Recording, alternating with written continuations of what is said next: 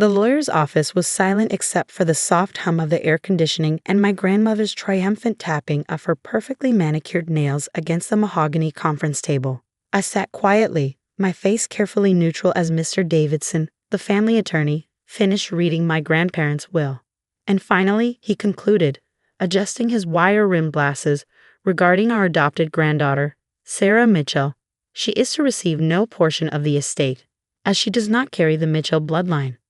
My name is Sarah Mitchell, and at 28 years old, I was being erased from my family's legacy because I committed the unforgivable sin of being adopted.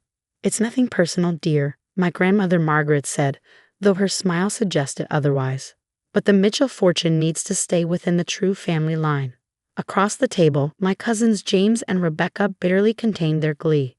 The $40 million estate would now be split primarily between them, with some smaller portions going to various other blood relatives. I understand, I said quietly, gathering my things. Is there anything else, Mr. Davidson? The elderly lawyer shook his head, looking uncomfortable. He'd known me since I was a child, had watched my parents raise me as their own after adopting me at birth. But now, with both my parents gone, killed in a car accident 3 years ago, there was no one left to fight for my place in the family. As I stood to leave, my grandmother's voice stopped me. Oh, and Sarah, we'll need you to vacate the guest house by the end of the month. It's Mitchell property after all. I turned back slowly, meeting her cold blue eyes. Of course, I wouldn't want to impose on the true family line. The guest house had been my home for the past year, ever since I'd returned to help care for my grandfather during his final months. Not that my grandmother had allowed me much contact with him. She'd made sure to limit my visits, claiming he was too tired or too medicated to see me. What my grandmother didn't know was that my grandfather had managed to slip me something during one of my few allowed visits, a key and a hastily scribbled note with an address. I hadn't understood its significance at the time, but now, walking out of the lawyer's office into the bright Texas sunlight, I pulled the crumpled paper from my purse. The address led to a storage facility on the outskirts of Houston.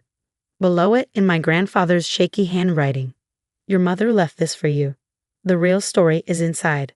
My mother, my birth mother. I'd never known her name. My adoption had been closed, all records sealed at her request. My parents had only told me that she was young, unmarried, and wanted to give me my best chance at life." I drove to the storage facility in a daze, my grandmother's words echoing in my head.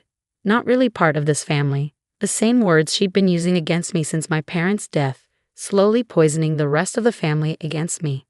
The storage facility was old, family-owned, far from the sleek modern units that dotted Houston's suburbs. An elderly man sat behind the counter, reading a worn paperback. "Can I help you?" he asked as I approached. I showed him the key and address. "I'm trying to find this unit. It would have been rented by someone, probably about 28 years ago." He adjusted his glasses, examining the key. "Ah, Unit 247. Paid up for 30 years in advance. You must be the daughter."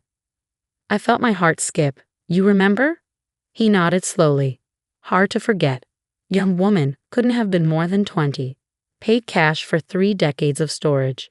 Said her daughter would come one day with the key. That'd be you, I reckon?" "Yes," I whispered. "That's me."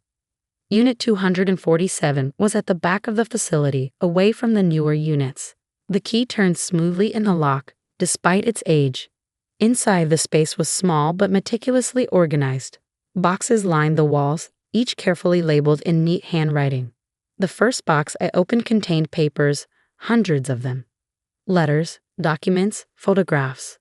On top was an envelope with my name on it, the paper yellowed with age. "My dearest Sarah," it began, "if you're reading this, then you finally found your way here. My name is Catherine Edwards, and I am your birth mother. But that's not the whole truth. There's so much you need to know about who you are, and who the Mitchells really are."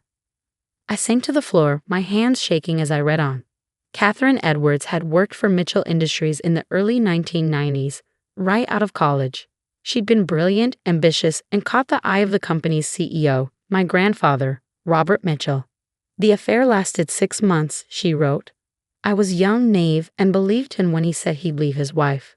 When I discovered I was pregnant, he changed. Suddenly, I was a threat to everything he'd built. He offered me money to disappear, to have an abortion. When I refused, The threats began. The next box contained proof, letters, recordings, bank statements. My grandfather had orchestrated an elaborate scheme. Catherine would give up her baby for adoption, tell no one who the father was, and disappear with a substantial payoff. The baby, me, would be adopted by his son and daughter-in-law, who had been struggling to conceive. Your parents, John and Mary Mitchell, never knew the truth, Catherine explained in her letter. They were good people who desperately wanted a child. Robert arranged everything through private channels, ensuring the adoption would appear completely random. They gave you the life and love I couldn't provide. But Catherine hadn't just disappeared. She'd spent the next 28 years building a case, gathering evidence not just about my true parentage, but about the Mitchell family's darker secrets. Corporate fraud, tax evasion, decades of carefully hidden crimes that had built their fortune. I'm not proud of my role in this, she wrote. I was young and foolish, and I let them manipulate me into giving you up. But I never stopped watching, never stopped gathering evidence.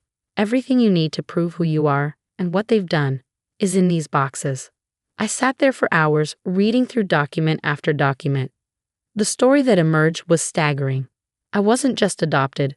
I was Robert Mitchell's illegitimate granddaughter, with more Mitchell blood than my cousins James and Rebecca, whose own paternity was called into question by some of the documents I found. My phone buzzed. A text from my grandmother. Don't forget, end of the month. The guest house needs to be cleared out. I looked at my phone, then back at the boxes of evidence. My grandfather's last gift hadn't just been a key. It had been the truth, and with it, the power to reclaim my place in the family. Not as an adopted outsider, but as Robert Mitchell's flesh and blood. The question was, what would I do with this information? I spent the next week methodically going through every box in the storage unit, organizing the evidence into categories. Financial crimes, personal documents, proof of my parentage. Catherine Edwards hadn't just been thorough, she'd been brilliant in her documentation. But the most shocking discovery came in a hidden compartment at the back of the unit. Behind a false wall, I found a laptop and dozens of hard drives, all meticulously labeled and dated.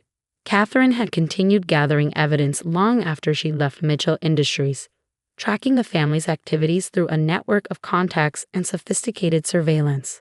The laptop contained encrypted files that took me days to access. When I finally broke through, I found myself staring at proof of crimes that went far beyond simple corporate fraud. The Mitchells hadn't just been hiding money. They'd been stealing it, systematically looting their own company and its employees for decades. My phone buzzed. Another text from my grandmother. The movers will be at the guest house tomorrow at 9 a.m. Be ready. I looked around my small living room, already packed into boxes. After 3 years of losing everything, my parents, my place in the family, and now my home, I should have felt defeated. Instead, I felt a strange sense of calm. For the first time, I held real power. That evening, I called the one person I knew I could trust, Michael Chen, my father's old friend and the former CFO of Mitchell Industries. He resigned shortly after my parents' death, citing ethical concerns that no one had taken seriously. Sarah? His voice was warm but concerned. Are you okay? I heard about the will reading. I need your help, Uncle Mike. I said, using the nickname from my childhood. Can you meet me somewhere private? We met at his house an hour later. His wife, Susan, who'd always treated me like a daughter, took one look at my face and disappeared into the kitchen to make tea. I spread out some of the key documents on their dining room table. Michael's eyes widened as he reviewed the evidence. My God, he whispered. I knew they were hiding something, but this, he looked up at me. Do you understand what you have here? I nodded, enough to destroy them. But I need your help to make sure everything is rock solid before I move forward. He picked up one of the hard drives. These financial records, they confirm what I suspected when I resigned. They've been running a massive Ponzi scheme through the company's pension fund. Thousands of employees could lose everything if it collapses, which is exactly why we need to expose it now, I said firmly, before more people get hurt.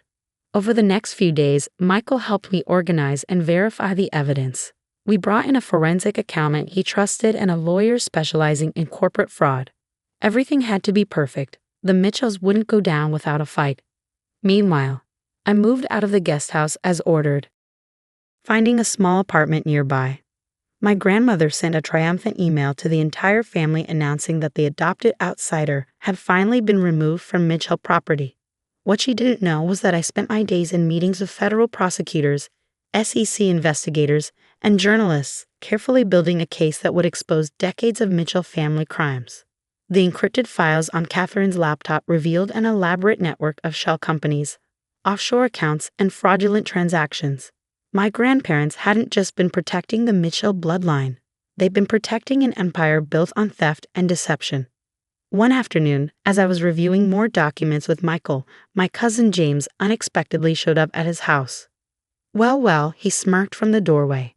Already plotting your revenge, Sarah? How pathetic. I calmly gathered the papers, sliding them into my bag. What do you want, James? Grandmother sent me to deliver a message. Back off, whatever you're planning.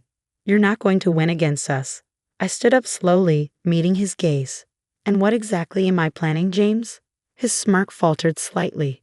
We know you're meeting with people, asking questions about family business. It stops now, or what? I stepped closer. You'll cut me out of the will. Take away my home. Oh wait, you've already done that. For a moment, uncertainty flickered across his face. He wasn't used to this version of me, the one who didn't back down, who wasn't afraid anymore. Just remember who you're dealing with, he said finally, trying to sound threatening. The Mitchells have ways of handling problems. After he left, Michael turned to me with concern. They're getting nervous. We need to move faster. He was right. That evening, I received an encrypted email from one of Catherine's old contacts at Mitchell Industries. The company was preparing to announce massive layoffs, a move designed to cover up the missing pension funds before anyone discovered the truth. I made one final visit to the storage unit, gathering the last pieces of evidence we needed. As I locked up, the elderly manager approached me.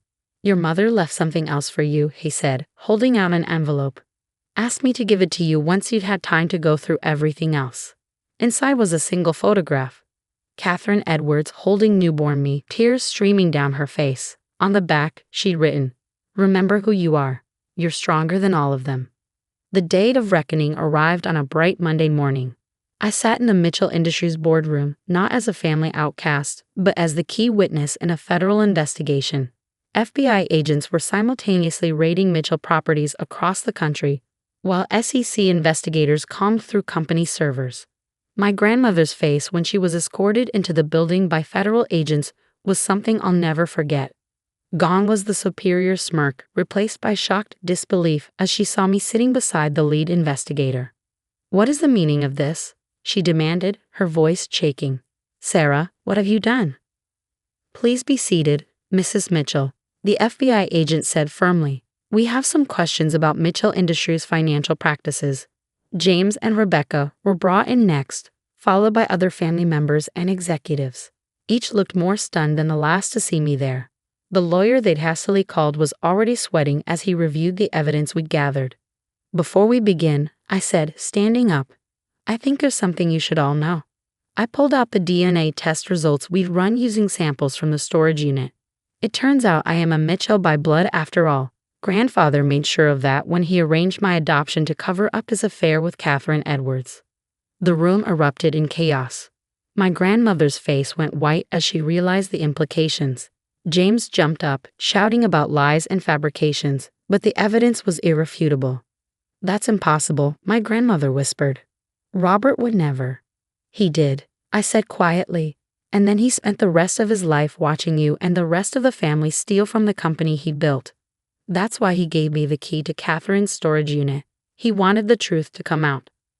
Over the next several hours, federal agents laid out the case against the Mitchell family. The pension fund fraud, the tax evasion, the systematic looting of company assets, all of it documented in perfect detail thanks to Catherine's years of careful observation. "You've ruined us," Rebecca spat, tears streaming down her face. "Your own family?" "No," I corrected her. "You ruined yourselves. I'm just making sure the people you stole from get justice." The indictments came fast and hard. 15 family members and executives were charged with various financial crimes. The company's stock plummeted as the news broke, but I was ready for that too. Working with Michael and a team of ethical investors, we prepared a restructuring plan to save the company and protect its employees. The pension funds would be restored through the seizure of the family's hidden assets, and a new management team would take over. My grandmother and several others took plea deals to avoid longer sentences. James and Rebecca fought the charges but were ultimately convicted. The Mitchell family empire, built on lies and theft, crumbled in a matter of weeks. As for me, a judge ruled that as Robert Mitchell's biological granddaughter and the whistleblower who exposed the fraud, I was entitled to a significant portion of the recovered assets. But I didn't want their money. Instead, I established a foundation to help the employees who'd been hurt by the family's crimes. 1 year later, I stood in the renovated Mitchell Industries lobby, now renamed Phoenix Technologies, watching employees arrive for work.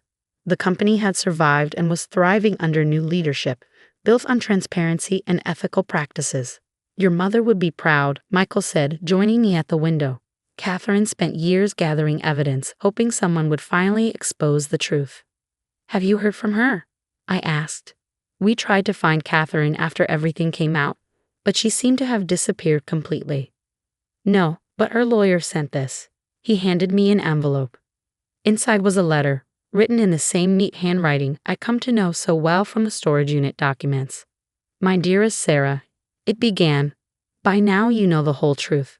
I'm sorry I couldn't be there to help you through this, but you needed to find your own strength to fight this battle your own way. I've spent the last 28 years making sure you would have the weapons you needed when the time came. I'll never forgive myself for giving you up, but watching you from afar, seeing the woman you've become, I know I made the right choice in leaving you those files. You've done what I never could, brought justice to a family that thought they were above the law. I'm getting older now, and my work is done. Know that I love you, and I'm so proud of the way you've handled everything. You took down an empire not for revenge, but for justice. You're everything I hoped you would be and more. Your mother, Catherine." I folded the letter carefully, thinking about the long road that had led to this moment. The Mitchells had thought they could erase me, deny my existence, and steal with impunity. Instead, they'd brought about their own downfall. That evening, I visited the storage unit one last time. The elderly manager was still there, tending to his beloved facility. "Closing it out?" he asked as I turned in the key. "Yes," I smiled. "The truth is finally out. Thanks for keeping it safe all these years." He nodded sagely. "Your mother knew you'd come eventually. Said you had the look of someone who'd fight for what's right." As I drove home, I thought about family, not the one that had rejected me, but the one I'd built. Michael and Susan, who'd stood by me, the employees who'd trusted me to make things right, and Catherine, the mother I'd never known but who'd given me the tools to find justice. My phone buzzed. A text from Michael. "Board meeting tomorrow. Ready to keep changing the world?" I smiled, typing back a response. The Mitchells had thought blood was everything, that only their narrow definition of family mattered. They'd never understood that true legacy isn't about money or names. It's about doing what's right, no matter the cost. And in the end, the adopted daughter they tried to erase had become the one to save everything they'd nearly destroyed. "Still working that entry-level job, sis?" Sarah smirked across Mom's antique dining table. "What was it again?" "Something in finance." I took a slow sip of wine, letting the irony wash over me. "Entry-level. They only knew. Just pushing papers," I replied carefully. My position as the youngest ever chairperson of the Federal Financial Oversight Committee wasn't public knowledge yet. Tomorrow's announcement would change that. Mom bustled in with her signature pot roast. "Sarah's company is expanding again," she beamed. "Third merger this year." "Really?" I asked, knowing exactly which merger she meant. The paperwork had crossed my desk yesterday. "Biggest deal in corporate history," my brother-in-law Tom boasted. "Once it goes through next week, we'll be running the largest financial services company on the East Coast." If it goes through, I thought, fingering the unsigned approval documents in my briefcase. "And what about you, Claire?" Mom turned to me with that familiar mix of pity and disappointment. "Still processing forms at that government office?"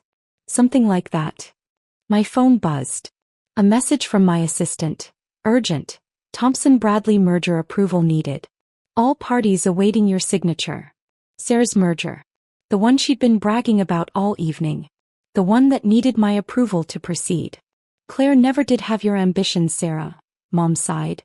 "Some people just aren't meant for big things." Another buzz. Ma'am, Treasury Secretary on line 1 regarding merger approval. Remember when she wanted to be CO? Sarah laughed. Now look, stuck in some boring government job while I'm making history. I checked my watch. In exactly 12 hours, my appointment would be announced. My face would be on every financial news channel. The mysterious new chairperson who'd been quietly reshaping federal financial policy. The merger announcement is tomorrow, Tom said proudly. Front page news. Sarah's moment to shine. My phone lit up again. Final reminder. Merger cannot proceed without your authorization. What do you think about the merger, Claire? Sarah asked condescendingly. Not that you'd understand the complexities, of course. I opened my briefcase slowly. Actually, I pulled out the approval documents. I understand perfectly. Oh, honey, Mom patted my hand. Don't try to pretend you understand Sarah's work. We know government filing clerks don't handle big corporate deals. I fought back a smile, thinking of the executive boardroom where I'd grilled Sarah Sue just yesterday. He hadn't known who I was either. Just saw a young woman in a power suit asking uncomfortably precise questions about his merger proposal. My phone buzzed again. A message from the Treasury Secretary himself. Need your decision on Thompson Bradley. Markets opening in 14 hours. Tell me more about this merger, Sarah, I said, casually flipping through the documents. I'm particularly interested in the offshore holdings structure. Sarah's fork paused halfway to her mouth. How do you know about that? Just curious. I'd spent 6 months investigating those very holdings, finding irregularities that could sink the entire deal. Well, she recovered quickly, it's all very complicated. Way above your pay grade, little sis. Mom beamed at Sarah. My brilliant daughter making waves in the financial world while Claire. She sighed, at least you have job security, dear. Another message flashed. Ma'am, CNN wants to pre-record your statement about the merger decision. You know what your problem is, Claire? Sarah leaned forward. You never learned to think big. While I was planning corporate takeovers, you were content pushing papers in some government cubicle. If she only knew my office occupied the entire top floor of the federal financial building, with a view that made her corner office look like that cubicle she imagined me in. Speaking of papers, I said carefully, how confident are you about tomorrow's announcement? 100%, Tom boasted. Everything's approved except some minor bureaucratic rubber stamp. Some government nobody has to sign off, but that's just formality. I almost choked on my wine. Government nobody. If they only knew that nobody was sitting right here deciding their fate. Claire, stop pestering your successful sister about business, Mom chided. Why don't you tell us about your new apartment instead? The one in the government housing complex? Sarah smirked. I thought about my penthouse overlooking the Capitol, paid for by the salary they thought was entry-level. My phone lit up again. Final deadline for merger approval, midnight. You know what? I stood up, gathering my things. I actually have some important papers to sign tonight. Oh honey, Mom said sympathetically, they're making you work late again? That's the problem with government jobs. No respect for family time. Something like that. I picked up my briefcase containing their merger's fate. Sarah, Tom, good luck with tomorrow's announcement. I have a feeling it'll be quite memorable. Thanks, sis, Sarah said dismissively. Though you might not read about it in the government newsletter. As I walked to my car, my phone buzzed one last time. A message from my assistant. Ma'am, your official announcement is scheduled for 9 a.m. tomorrow. All major networks will carry it live.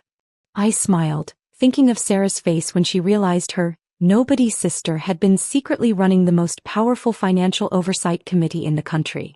Tomorrow would definitely be memorable, just not the way they expected. The next morning I arrived at my office at 7 a.m., watching the sun rise over the Capitol through floor-to-ceiling windows. My assistant Michael was already waiting with a stack of newspapers. They're running the merger announcement early, he reported. Your sister's company is very confident. I glanced at the headlines. Thompson Bradley merger set to reshape financial sector, followed by a photo of Sarah beaming beside her suit.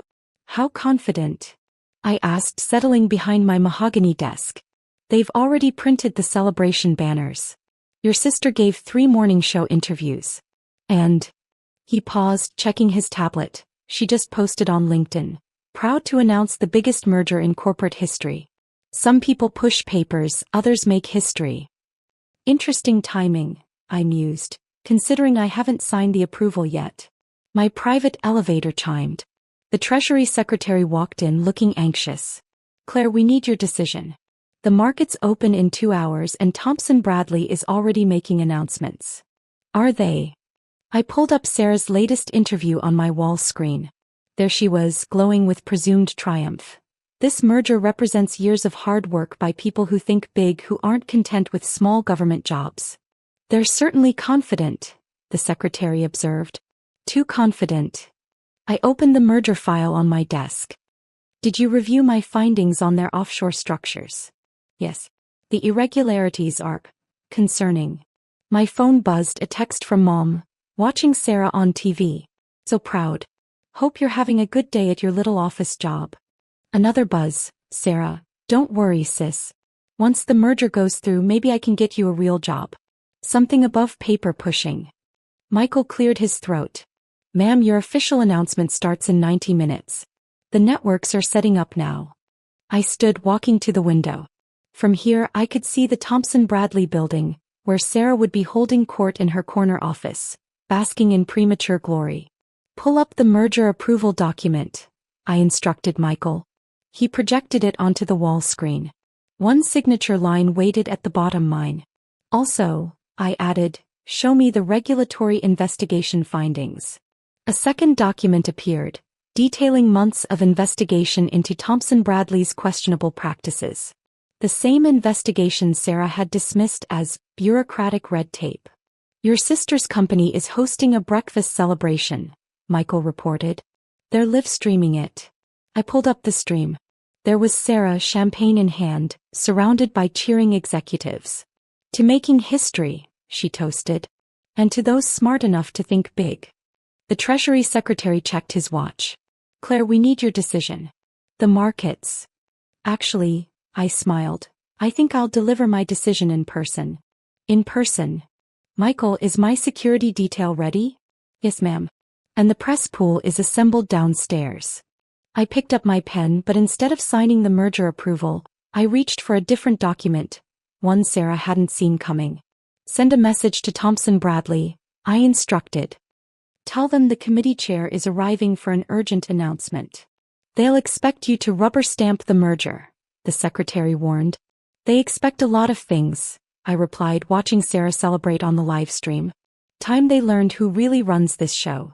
My phone buzzed again, Mom sending a group text, watching my successful daughter change the financial world. Some people understand ambition. I straightened my jacket, checking my reflection. The same power suit I'd worn to grill Sarah's suit. Michael, is my car ready? Yes, ma'am. Full security detail and press pool standing by. Perfect. I gathered my files, not the merger approval but something far more interesting. Let's go crash my sister's party. The Thomson Bradley lobby fell silent as I walked in, flanked by federal agents and trailing a pack of reporters. Through the glass walls of the conference room above, I could see Sarah mid-toast, oblivious to the commotion below. Ma'am, the security guard stepped forward. The celebration is private. Federal Financial Oversight Committee, my lead agent announced, flashing his badge. The chairperson needs to speak with your executives immediately. I watched the color drain from the guard's face as he realized who I was. The same reaction I'd been getting since my appointment, surprised that someone so young could hold so much power. Of course, Ms. Wells, he stammered, using my professional name. Right this way. As we rode the elevator to the executive floor, my phone buzzed with messages. Mom, Sarah's celebration is on CNBC. Why aren't you at work? Sarah, watching me make history, sis? This is what real success looks like. The elevator doors opened to chaos. Executives rushed around with champagne flutes, reporters positioned their cameras, and in the center of it all, Sarah held court like a queen at her coronation. And next quarter's projections after the merger. She was saying, then stopped as she noticed the sudden silence falling over the room. Claire, what are you doing here? This is a private executive event. I stepped forward, my security detail creating a path through the stunned crowd. Oh, I'm exactly where I need to be. If you're here to congratulate me, she smirked, you could have just sent a card. Though I know government salaries don't allow for much. Actually, I set my briefcase on the conference table. I'm here on official business. Official? She laughed. What, did they send you to file the merger paperwork? The room had gone completely quiet now, all eyes darting between us. The CEO, recognizing me from yesterday's questioning, had turned an interesting shade of pale. Not exactly. I nodded to Michael, who switched on the wall screens. My official government portrait appeared alongside my title, Claire Wells, Chairperson, Federal Financial Oversight Committee. Sarah's champagne glass slipped from her hand, shattering on the marble floor. That's impossible, she whispered. Is it? I pulled out the merger documents. Like these irregularities in your offshore accounts? The ones you thought nobody would notice. Those were approved by me. I smiled. No, they weren't. In fact, nothing about this merger has been approved. Despite your premature celebration. The CEO stepped forward, sweating. Ms. Wells, if we could discuss this privately. Oh, but Sarah always says I think too small, I replied loudly. So let's think big. Michael, please switch to the live feed. The screens changed to show every major news network, all carrying the same headline. Federal Oversight Chair to make announcement on Thompson-Bradley merger. You see, Sarah, I continued, enjoying her growing horror. While you were bragging about making history, I was making sure that history was legal. But you're just a government nobody, she stammered. A nobody who holds the fate of your company in her hands. I opened my briefcase again, this time removing not an approval, but a different document entirely. Who wants to read the investigation findings first? The room erupted in chaos. Executives lunged for their phones, reporters started shouting questions, and Sarah just stood there, champagne soaking her designer shoes, staring at her little sister, who turned out to be not so little after all. My phone buzzed again. Mom, watching the live coverage. Claire? Is that you on CNBC? Mr. Thompson, I addressed the CEO. Perhaps you'd like to explain to your shareholders why you announced a merger without federal approval? We were assured. He began. By whom? The government nobody. Sarah found her voice finally. Claire, please. We can talk about this. Now you want to talk? I raised an eyebrow. What happened to pushing papers and thinking small? The screens switched to live market coverage. Thompson-Bradley stock was already plummeting on news of the investigation. Michael, I called, please distribute copies of our findings to the press. And Sarah. I turned to my sister, who had sunk into a chair. Next time you host a celebration, make sure you have something to celebrate. Wait, she called as I turned to leave. You can't do this. I'm your sister. I paused at the door. Actually, I'm the only one who can do this. That's why they call it oversight. As my security detail escorted me out, I heard the beginning of Sarah's world crashing down. Reporters shouting questions, executives demanding explanations, and the distinct sound of more champagne glasses hitting the floor. My phone buzzed one last time. Mom again. Claire, why didn't you tell us? I typed back a simple response. Some people push papers, Mom. Others make history. In the car heading back to my office, Michael showed me the updated headlines. Merger halted. Oversight chair reveals major irregularities. Thompson-Bradley stock plunges as feds announce investigation. Claire Wells, the powerful government nobody, who brought down a financial giant. And my personal favorite, sibling rivalry meets federal oversight. How a paper pusher became the most powerful person in finance. Your sister is trying to call, Michael reported. Let her leave a message, I replied, watching Thompson-Bradley's stock price continue to fall. I'm too busy pushing papers. Sometimes the best revenge isn't just proving them wrong. It's proving them wrong on national television with full federal authority and a security detail to back you up. After all, even government nobodies have their day. The mahogany conference room of Preston Academy felt smaller than I remembered. Maybe it was the weight of disappointed stares from my family, or maybe it was just that I'd grown since my last visit to the prestigious private school where generations of Prestons had studied. This is ridiculous, Emma, my mother said, tapping her manicured nails against the polished table. Yale costs over $80,000 a year now. We've been clear that the family trust only covers Preston Academy and Stanford. She glanced meaningfully at the portraits lining the walls.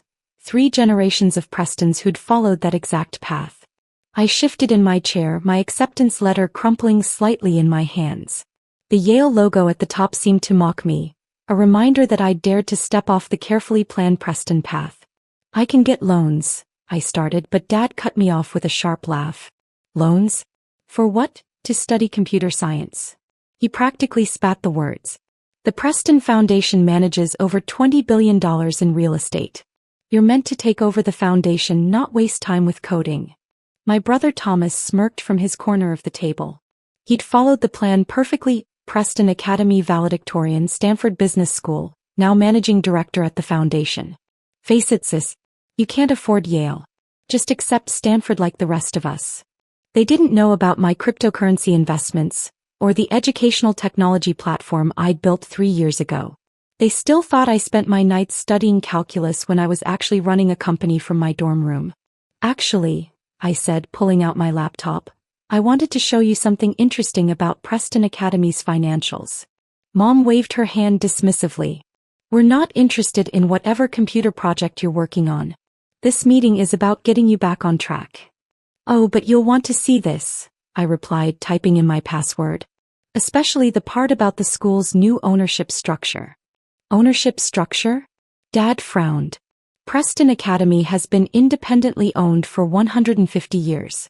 The Board of Trustees voted this morning, I finished for him, to accept a private acquisition offer. I turned my laptop around, showing them the screen. From my company. The room went deadly quiet. Thomas's coffee cup froze halfway to his mouth.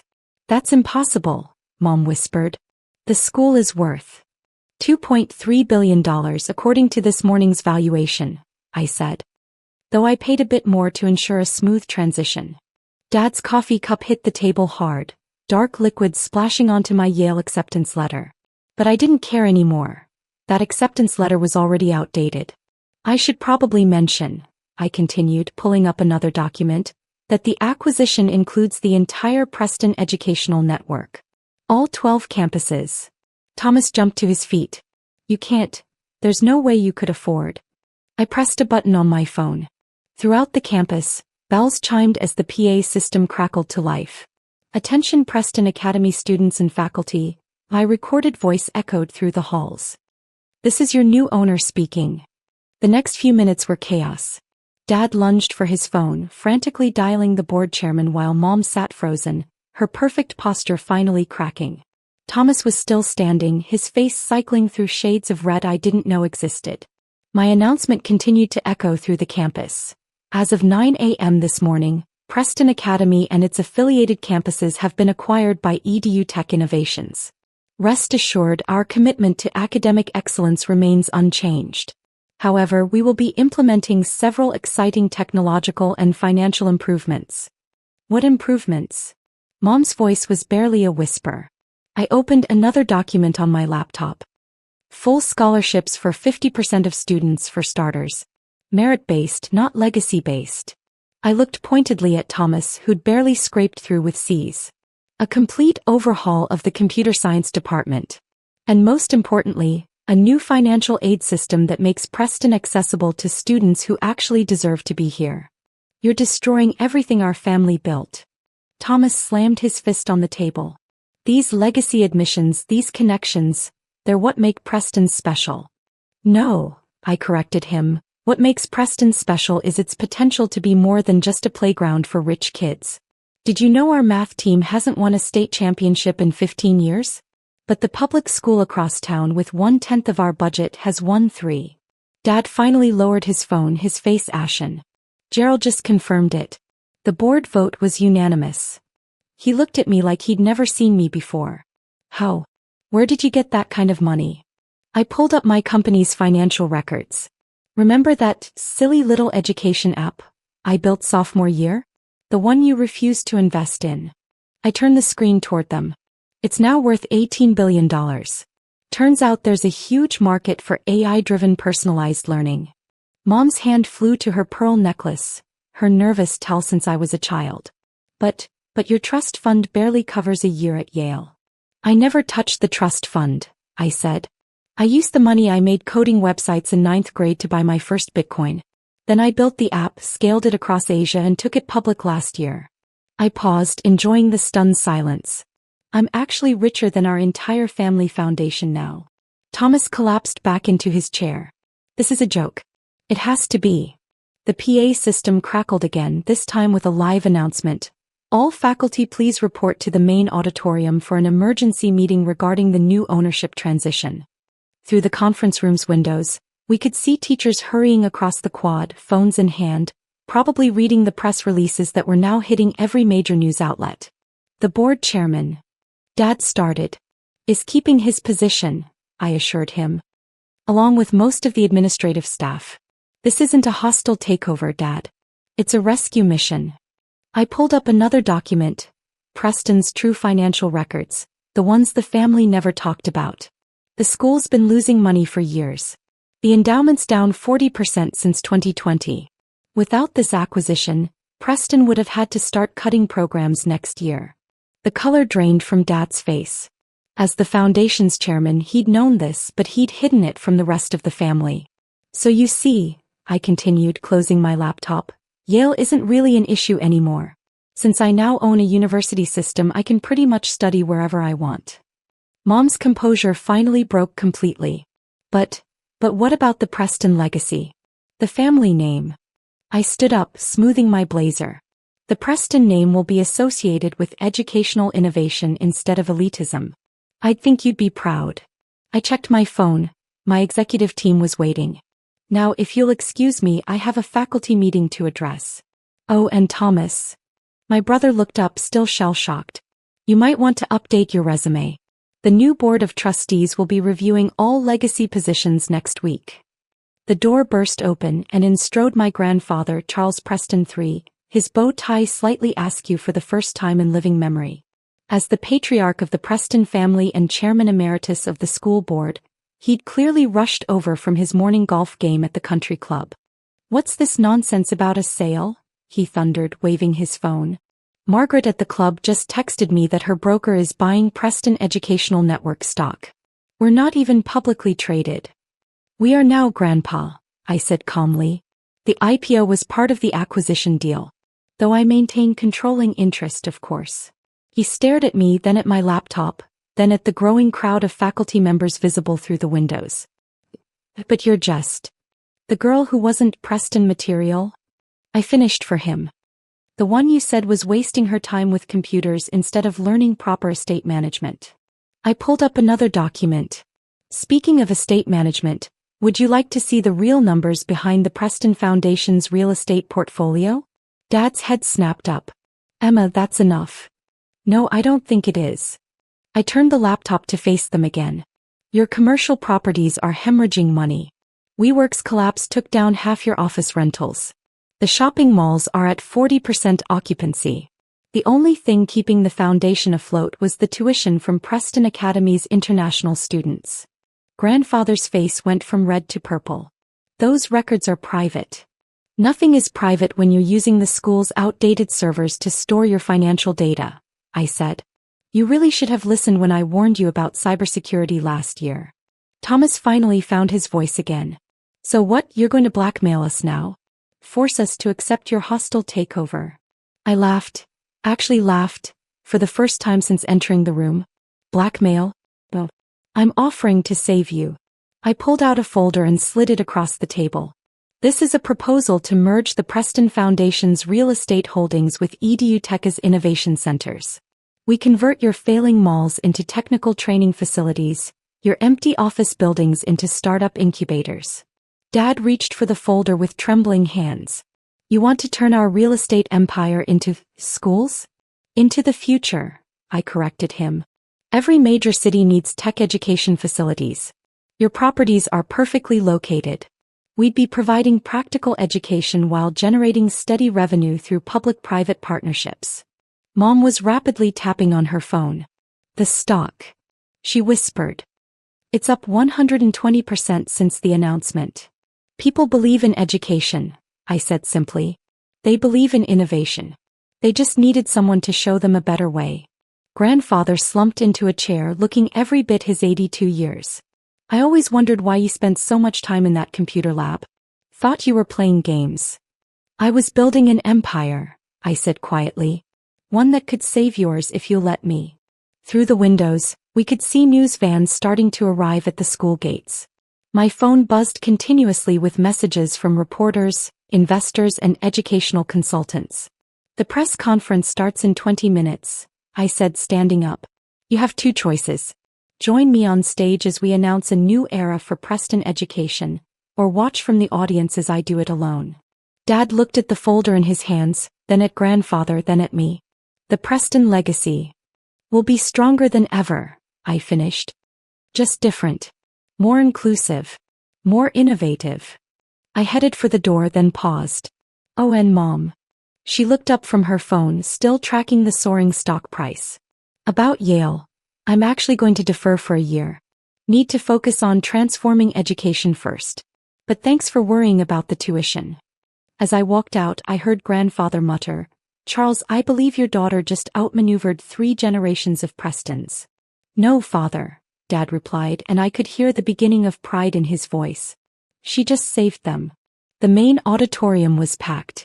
Every seat filled with faculty members, administrators, and board trustees, all murmuring anxiously as they refreshed their phones for updates. The stage, normally decorated with Preston Academy's centuries-old banners, now featured a sleek digital display showing the EDU Tech Innovations logo alongside Preston's traditional crest. I stood backstage watching through the curtain as my family filed in through a side door.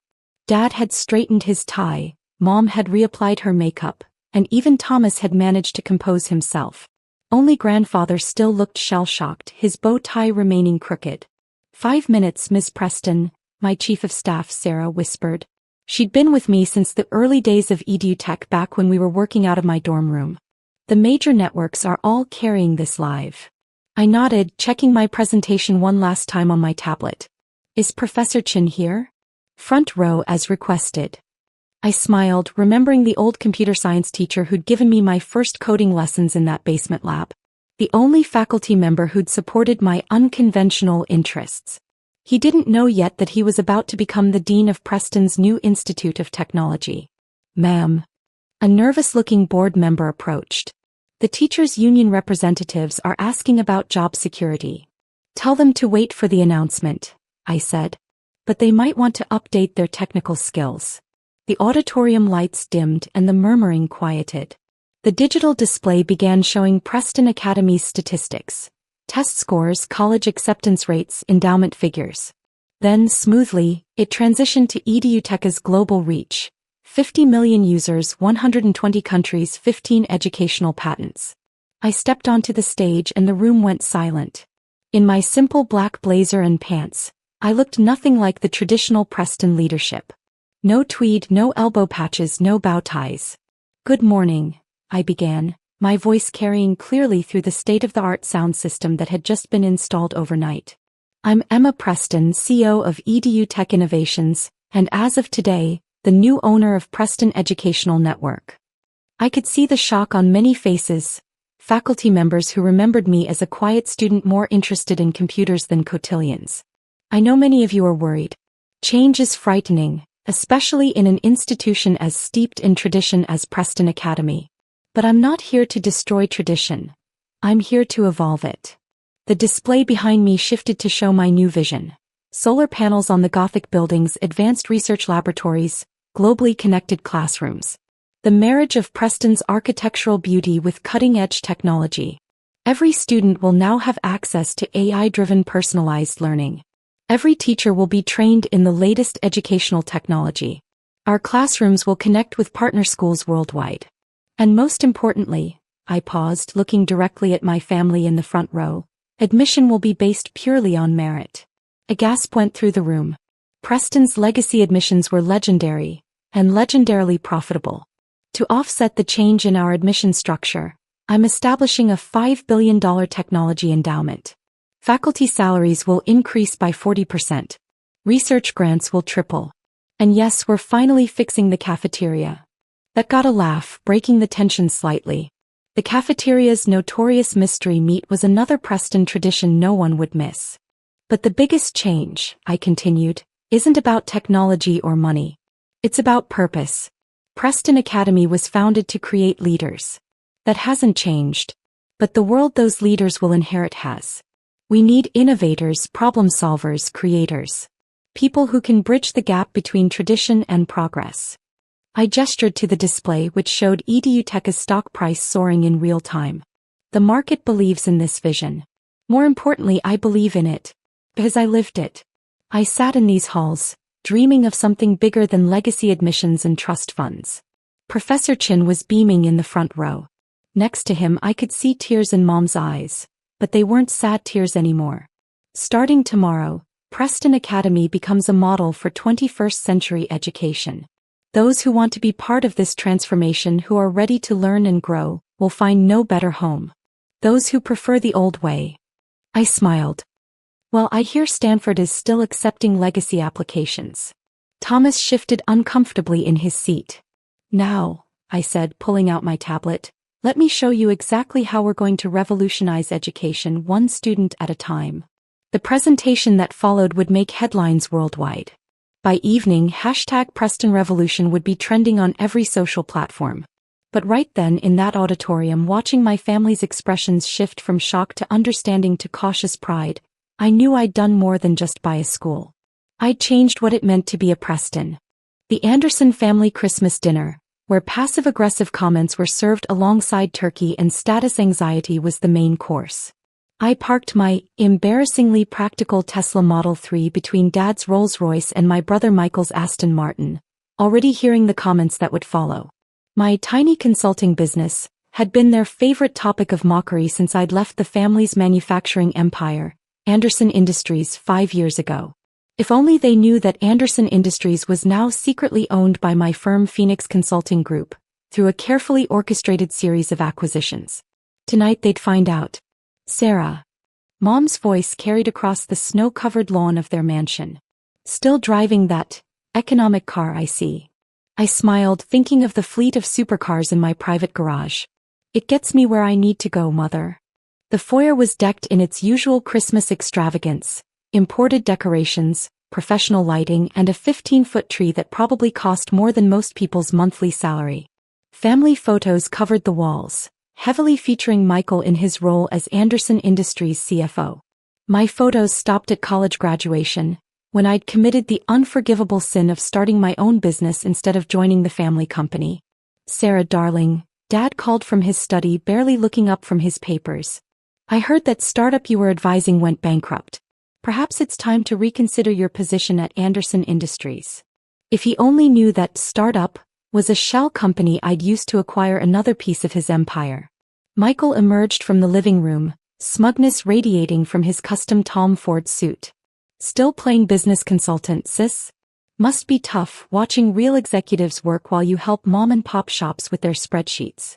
I bit back a laugh, thinking of the Fortune 500 CEOs who regularly sought my counsel. Of the global corporations Phoenix had quietly acquired. Of the fact that I now technically signed Michael's paychecks.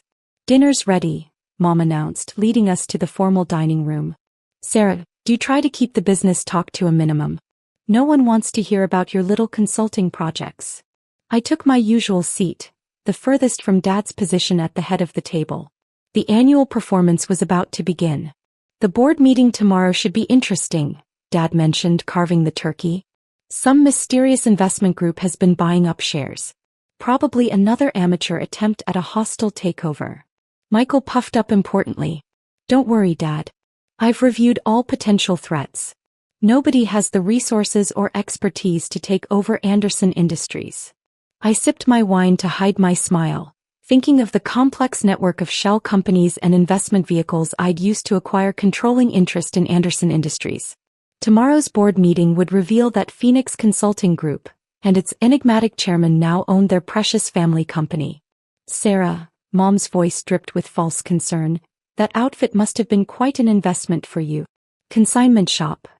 Something like that, I replied mildly, smoothing my bespoke Chanel suit that cost more than her entire Christmas decoration budget. Still doing that consulting? Dad sneered. Real business leaders run companies, not give advice to failing ones. I thought about the global empire I'd built, the corporations I'd transformed, the innovations I'd pioneered while Anderson Industries clung to its outdated manufacturing processes. "Tell me, Dad," I said carefully, "how's Anderson Industries handling the automation transition? I hear newer companies are taking market share with their advanced manufacturing processes." His face darkened. "We maintain methods that have worked for generations. Unlike these startup manufacturers with their robots and AI systems." If only he knew that Phoenix had developed the automation software his own factories had failed to replicate. Just then the doorbell rang. Mom frowned. No one interrupted Anderson family Christmas dinner. Henderson, their butler, appeared moments later. "Mr. Anderson, Anderson Industries CEO and several board members are here. They say it's urgent." Dad's face reddened. "Send them in. This had better be important." Robert Chen, the CEO they'd hired last year, walked in looking distinctly uncomfortable. His eyes scanned the room until they landed on me. "Madam Chairman," he said, nodding respectfully in my direction, "the board is waiting for your instructions regarding tomorrow's meeting." Mom's plate crashed to the floor. Michael choked on his wine. Dad's carving knife clattered against the turkey. "What did you just call her?" Dad whispered. I stood slowly, smoothing my suit. "I believe we should move this discussion to the study. After all, it's not polite to mix business with Christmas dinner, isn't that right, Mother?" The family embarrassment had just become their worst nightmare. The silence that followed us to Dad's study was thick enough to cut with his abandoned carving knife. Family photos stared down at us from the walls, generations of Anderson men looking disapprovingly at the daughter who dared to go her own way. "This is impossible," Dad finally managed, his hands shaking as he gripped the edge of his mahogany desk. "You can't be the chairman of Phoenix Consulting Group?" I finished, settling into his leather chair, a power move that made him flinch. "The same Phoenix that now owns controlling interest in Anderson Industries? But I am." Michael burst in, clutching his tablet. "The shell companies, the gradual stock acquisitions, the mystery investor group." His Harvard MBA was finally proving useful as understanding dawned. "It was all you. While you were playing CFO," I said, pulling up documents on my phone, "I was building something bigger than Anderson Industries could ever dream of being. Would you like to see the numbers?" I projected the figures onto the study wall. Phoenix Consulting Group's current valuation is 20 times that of Anderson Industries. Our technology division alone is worth more than your entire manufacturing operation. "Technology division?" Mom whispered from the doorway. "But you're just a small-time consultant." "That's what I wanted you to think," I smiled. "Did none of you ever actually investigate my company? Or did you just assume I was failing because it fit your narrative?" Robert Chen, the CEO, cleared his throat. "The board members are waiting in their cars.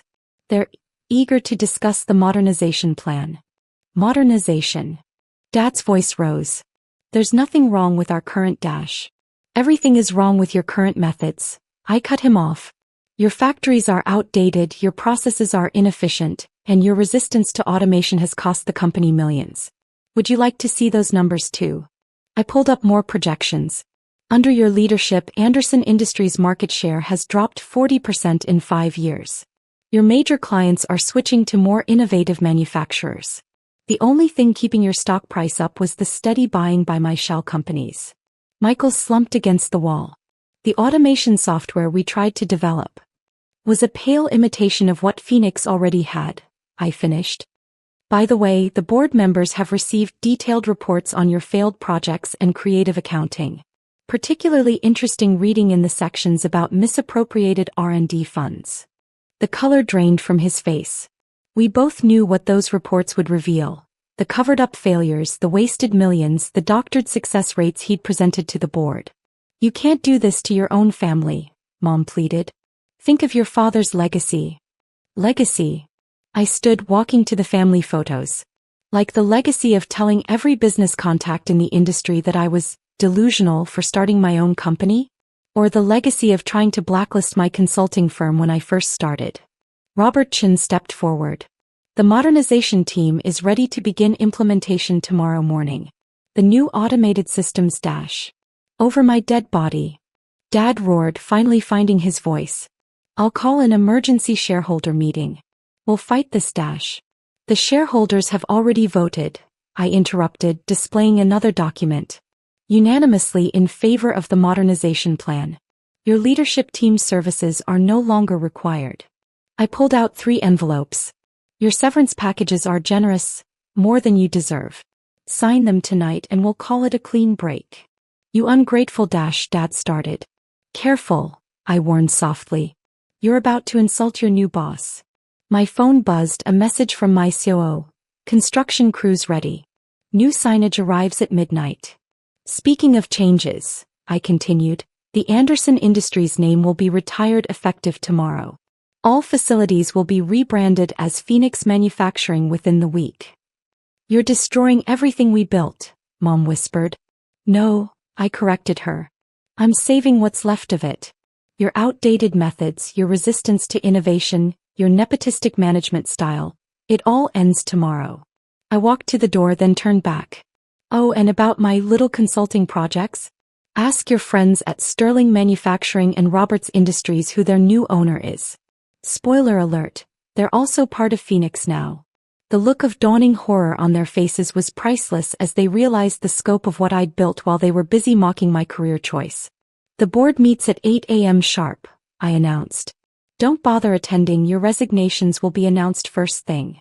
As I reached the study door, Dad found his voice again. Sarah, wait, we can talk about this. We just did, I replied without turning around. For 5 years, you talked about exactly what you thought of me. Tomorrow you'll learn exactly what that cost you. Walking back to the dining room, I picked up my wine glass for one final toast. Merry Christmas, family. Consider this my gift to the company, saving it from your incompetence. The look of stunned defeat on their faces was better than any Christmas present they could have given me. The family embarrassment had just become their worst nightmare. And tomorrow the real changes would begin. The next morning, I arrived at Anderson Industries headquarters before sunrise. The massive Anderson Industries sign loomed over the entrance, its outdated font a perfect symbol of everything wrong with the company. Construction crews waited in their trucks, ready to begin the transformation. My CEO Lisa met me in the lobby, tablet in hand. Your brother tried to access the mainframe at 4 a.m. Apparently, he thought he could delete some interesting financial records. And his credentials were revoked hours ago. Everything's been backed up and sent to the forensic accounting team. I smiled, adjusting my crimson power suit. And Dad tried to call an emergency board meeting at his country club. Unfortunately, all the board members were already in our executive briefing, reviewing the evidence of management misconduct. The lobby was still dark, but security cameras showed employees starting to arrive. They'd find their key cards redirected to a temporary entrance where new IDs would be issued, Phoenix IDs. Your mother is calling every business contact she has, Lisa continued, trying to rally support. How's that working out? Most of them already work for us. The rest are too busy reviewing our purchase offers for their own companies. The elevator dinged and Michael burst out, his designer suit wrinkled from what was clearly a sleepless night. The system, my files. What have you done? Protected the evidence, I replied calmly. The SEC will be particularly interested in those special project accounts you've been managing. His face went pale. You wouldn't. Actually, I would. And I did. They're reviewing everything as we speak. Mom's voice rang across the lobby. Sarah, what is the meaning of this? She waved her phone, showing an email about the mansion. The company house is company property, I finished for her. And the new company has different plans for it. The relocation team will help you move out by the end of the week. Move out? But we've lived there for 30 years. On the company's dime, I reminded her. The mansion will make an excellent innovation center and startup incubator. The front doors flew open and Dad stormed in, followed by several old guard executives. This ends now. I've called the major shareholders who now work for me, I cut him off. Amazing how quickly people change allegiance when presented with actual innovation and competent leadership. I nodded to Lisa, who pressed a button on her tablet. The lobby lights came on full, revealing teams of workers already removing the Anderson family photos from the walls. Digital displays flickered to life, showing Phoenix's corporate vision and achievements. What are they doing? Dad demanded, watching his precious photos being carefully boxed up. Dragging this company into the 21st century, I replied. Those photos are going to the corporate museum we're building. A reminder of how not to run a modern manufacturing company. The main doors opened again, admitting a stream of business reporters. Right on schedule. Ladies and gentlemen, I announced, my voice carrying across the marble lobby, welcome to the future of American manufacturing. As of this moment, Anderson Industries ceases to exist. In its place, Phoenix Manufacturing will bring true innovation to this industry. The digital displays switched to showing Phoenix's manufacturing innovations, our automated systems, our efficiency metrics, our global reach. To our employees, I continued, change is coming. Those who embrace it will thrive. Those who resist. I glanced at my family, will need to seek opportunities elsewhere. Security appeared with cardboard boxes. Mr. Anderson, Mr. Michael Anderson, your offices need to be cleared by noon. Dad made one last desperate attempt. You can't just erase 70 years of history. I'm not erasing it, I corrected him. I'm acknowledging it for what it was, a cautionary tale about the dangers of resisting progress. I turned to the assembled press. Anderson Industries was founded in 1953 with a vision of American manufacturing excellence. Somewhere along the way, that vision became clouded by ego, complacency, and resistance to change. Today we restore that original vision, updated for the modern era. The construction crews outside began removing the old Anderson Industries sign. Through the glass doors we could see the new Phoenix logo being prepared. You've destroyed this family, Mom whispered, tears in her eyes. No, I replied, loud enough for everyone to hear. I've saved this company from our family. There's a difference. As security escorted them out, Dad protesting, Michael sulking, Mom in tears, I addressed the gathered employees one final time. The era of manufacturing by tradition is over. Welcome to manufacturing by innovation. The new Phoenix logo illuminated above the entrance, casting its light across the transformed lobby. The family company was dead. Long live the new empire. But the most satisfying moment came later that evening. As I sat in my office, formerly Dad's sacred sanctuary, reviewing the day's transformation, my phone buzzed with a text from Aunt Catherine, Dad's estranged sister. I saw the news. Your grandfather would be proud. He always said the company needed someone who could see the future, not just cling to the past. Maybe that's why they pushed me out when I suggested modernizing 20 years ago. Show them what a woman with vision can do. I smiled, remembering the aunt they'd labeled too radical for suggesting computers might be important in manufacturing. The aunt they'd forced out when she tried to revolutionize their processes. The aunt who'd secretly mentored me all these years. Thanks for teaching me everything they refused to learn, I texted back. The Innovation Center will be named after you. The perfect epilogue to the family drama, honoring the first Anderson visionary they'd pushed aside, while introducing the last Anderson they'd ever underestimate.